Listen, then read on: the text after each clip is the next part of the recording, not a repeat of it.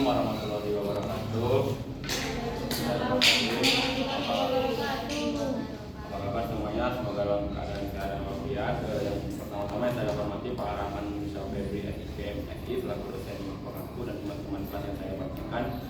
Kali ini kami dari kelompok 4 akan mempresentasikan materi yang telah kami diskusikan, yaitu Peraturan Menteri Keuangan Nomor 131 Tahun 2024 tentang kenaikan tarif PPN.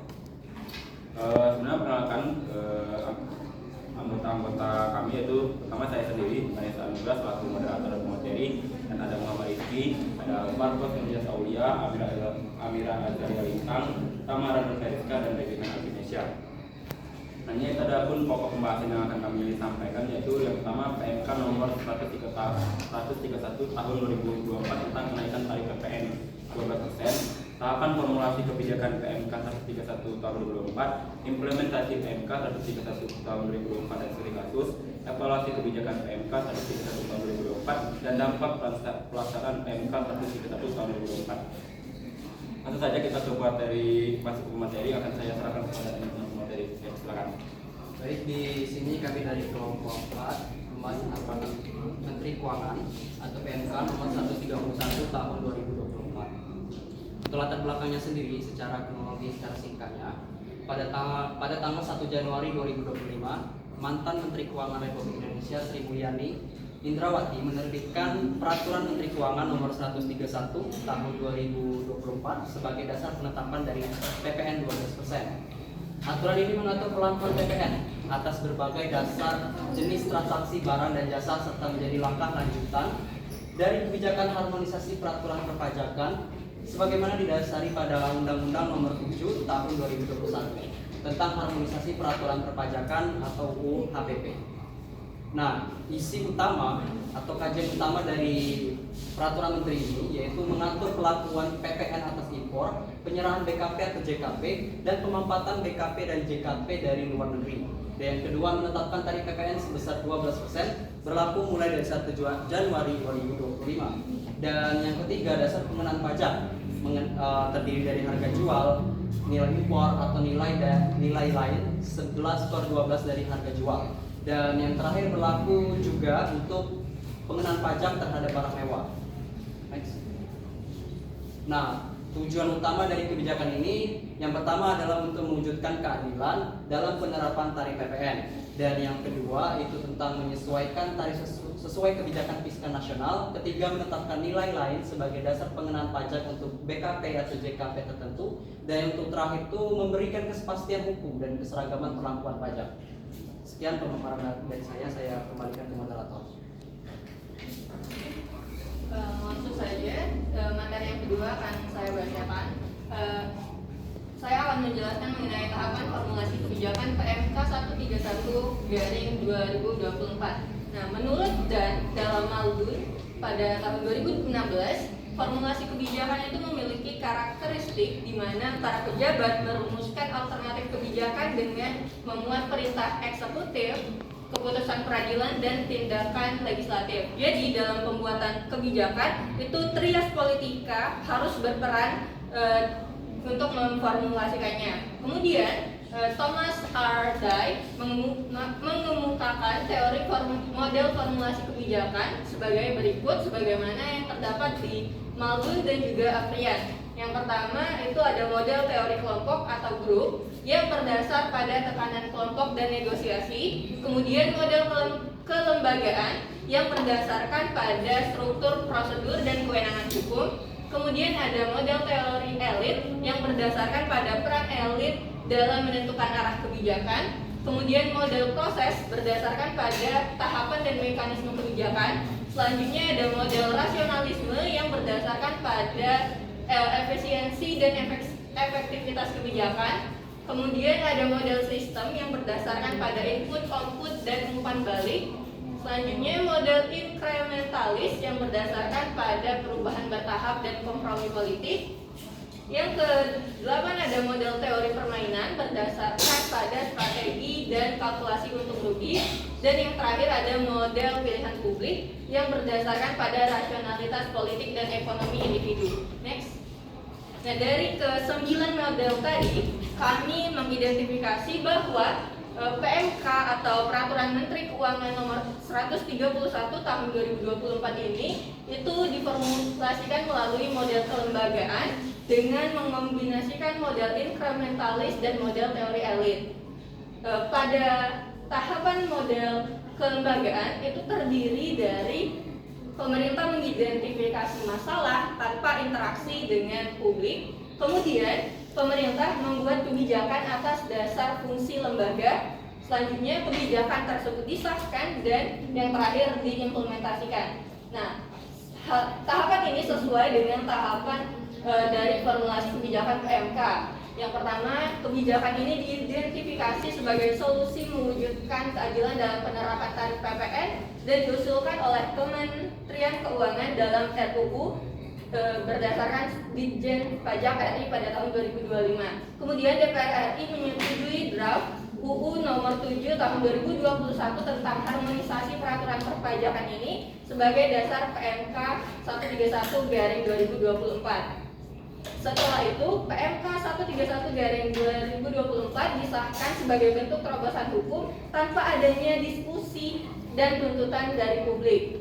Nah, PMK ini diformulasikan sebagai turunan dari UU nomor 7 tahun 2021 yang menunjukkan kenaikan tarif PPN secara bertahap dari yang awalnya 10%, kemudian pada tahun 2022 naik menjadi 11% dan baru naik menjadi 12% pada 2025.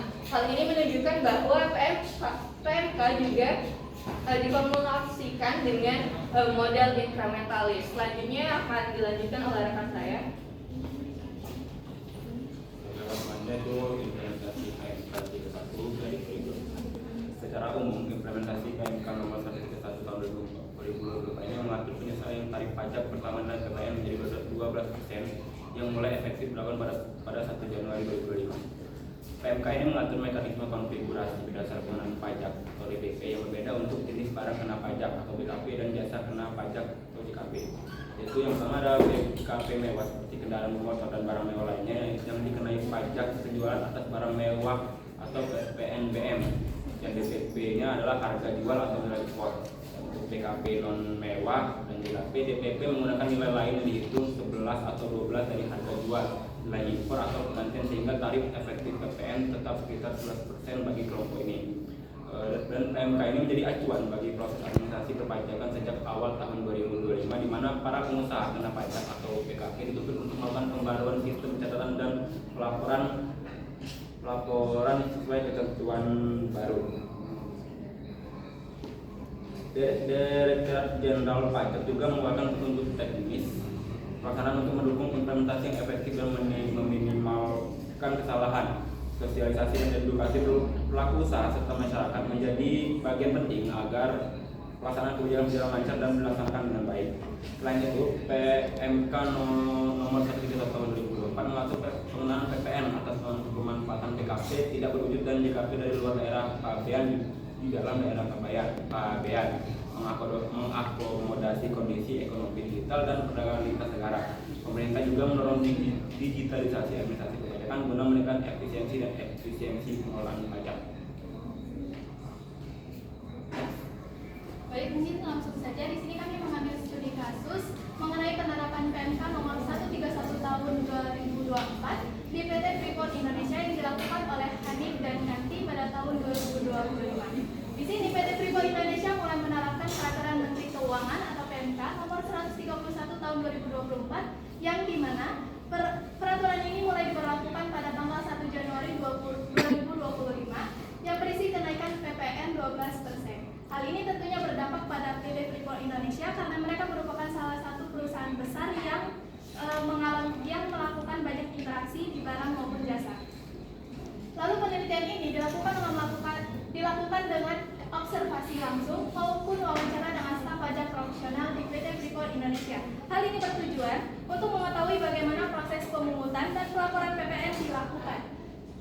Praktiknya, pemungutan PPN sendiri di PT Freeport Indonesia dimulai dari penerimaan invoice dan faktur pajak dari vendor, kemudian melakukan pemeriksaan faktur, memastikan data sudah benar, selanjutnya masuk ke dalam sistem SAP yang disesuaikan dengan data pada sistem faktur dan konteks. Lalu, namun terdapat beberapa masalah administrasi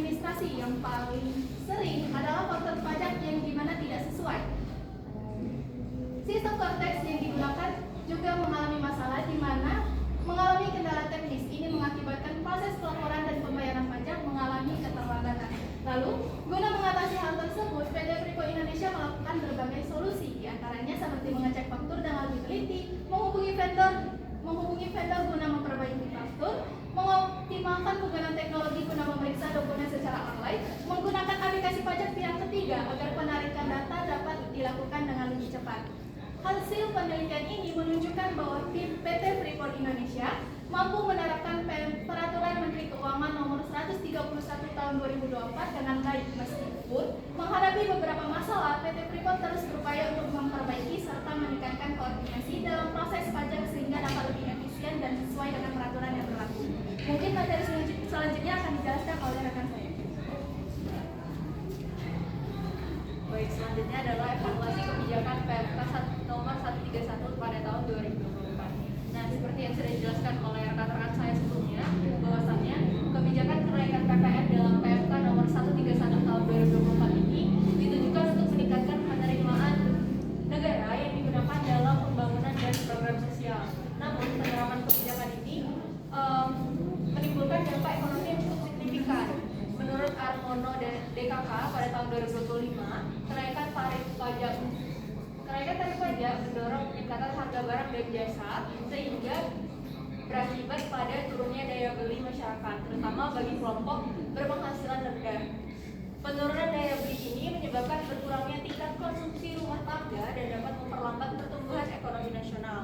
Selain itu, sektor UMKM turut terdampak karena kenaikan biaya operasional yang berpotensi menurunkan kepatuhan pajak akibat tekanan finansial. Secara umum, kebijakan ini efektif dalam menambah penerimaan negara, namun masih menimbulkan ketimpangan dari sisi keadilan dan kesejahteraan masyarakat. Selanjutnya akan saya alihkan kepada rekan saya.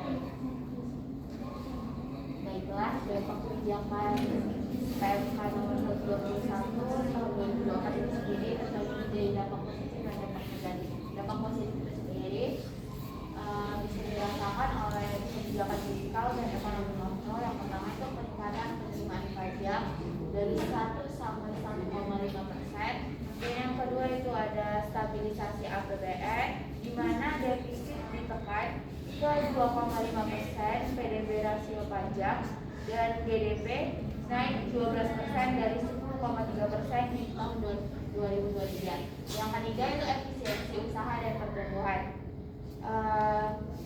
Lalu dampak negatif yang dirasakan oleh konsumen dan beberapa sektor, yaitu kenaikan harga barang mewah senilai 1%, dan yang kedua itu inflasi inti, di mana inflasi ini sendiri naik 0,3 sampai 0,5%. Lalu yang terakhir menekan UMKM atau e-commerce dengan biaya produksi 1% per pajak. Baik, akan saya kembalikan ke moderator. Ya, memang mungkin itu saja penyampaian dari kelompok kami. Selanjutnya kami membuka sesi pertanyaan. Jadi bagi teman-teman yang ingin bertanya, dan persilakan. Ya, dan silakan. Baik, terima kasih kepada moderator atas kesempatannya. Sebelumnya perkenalkan, saya Fitra Fadila Kurniati dari kelompok 6 ingin bertanya, bagaimana reaksi masyarakat terhadap kebijakan kenaikan tarif PPN 12% ini? Karena seperti yang kalian paparkan tadi, bahwa kebijakan ini dibuat tanpa melalui diskusi atau tuntutan publik terlebih dahulu. Terima kasih. Ya, baiklah, terima kasih kepada kita untuk pertanyaannya. Mungkin beri kami waktu buat diskusi terlebih dahulu.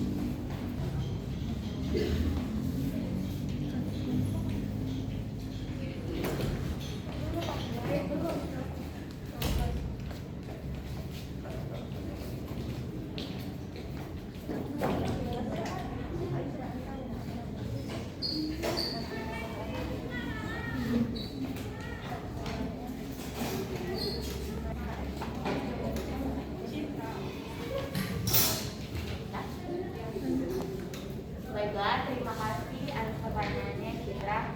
Jadi pada awalnya sempat terjadi penolakan yang cukup besar dari masyarakat, bahkan sampai menimbulkan demo di Jakarta.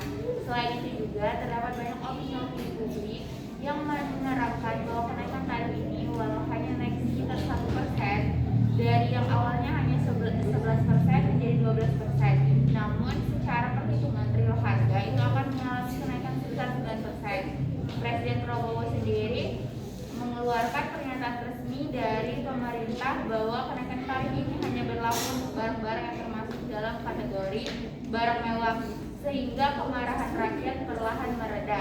Namun keadaan yang nyata di lapangan adalah bahwa harga-harga dari barang-barang yang ada itu tetap naik, seperti ketika memesan makanan melalui aplikasi Grab atau Gojek menjadi lebih mahal. Baiklah, kakak sudah menjawab pertanyaannya. Mungkin itu saja untuk Fitra, Pak, kata jelas. Dan terakhir itu kesimpulan dari materi kami, yang itu PMK nomor 131 tahun 2024 tentang kenaikan tarif PPN 2012% memberikan dampak langsung pada proses administrasi dan sistem perpajakan di PT Freeport Indonesia. Meskipun dalam penerapannya masih terjadi kendala dalam sistem administrasinya, seperti ketidaksesuaian dalam faktur pajak dan kelambatan pelaporan akibat sistem yang kompleks, FTVI berhasil menyelesaikan diri dengan cukup baik. Upaya seperti optimalisasi teknologi, peningkatan koordinasi antar bagian, serta kerjasama dengan lain menunjukkan bahwa FTVI mampu menerapkan kebijakan baru secara efisien dan sesuai peraturan yang berlaku. Mungkin itu saja penyampaian materi kami sampaikan. Kalau ada salah kata, saya mohon maaf kepada Allah, saya mohon ampun. Saya akhiri. Wassalamualaikum warahmatullahi wabarakatuh.